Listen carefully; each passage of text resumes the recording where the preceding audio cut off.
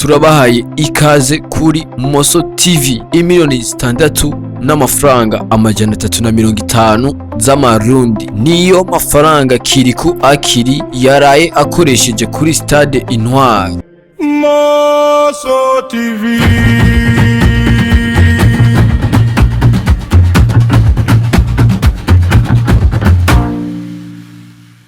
Ati bimeze gute? Imiliyoni 6 arenga ku ibihumbi amajana 350 niyo mafaranga yakoze kuri performance yose. Mwabonye uyu muhungu Niyo nkuru Yusufu Akbar yakoresheje kugira ngo akore ijya entre. Ku munsi w'ejo mwaraye mubonye igitangaza kuri Stade Intwari cyakozwe n'umuririmbyi Kirikou Akiri. Bijya rero mwabonye yakosomwe uyu musore Badman 6,350,000 mafaranga y'amarundi, imiliyoni 6 n'amafaranga ibihumbi amajana 350 kugira ngo abanezereze.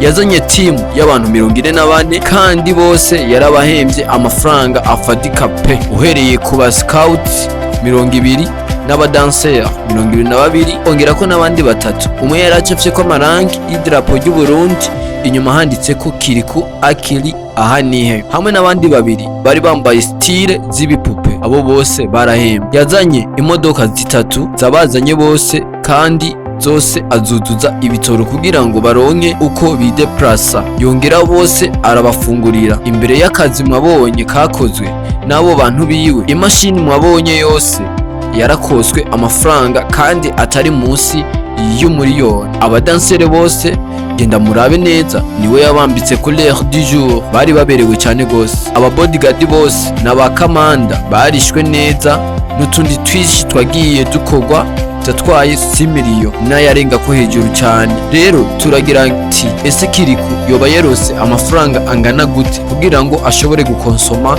6,350,000 mu biriko biravugwa ndetse mu bintu byateye uruhagarara mu muziki w'u Burundi.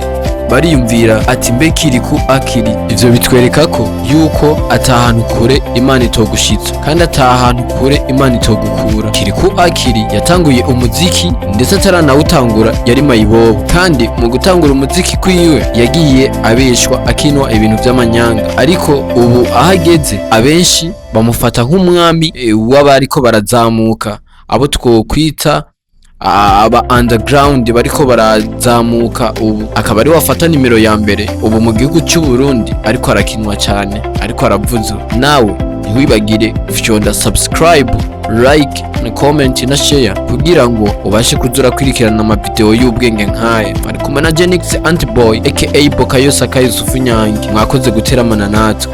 MOSSO TV.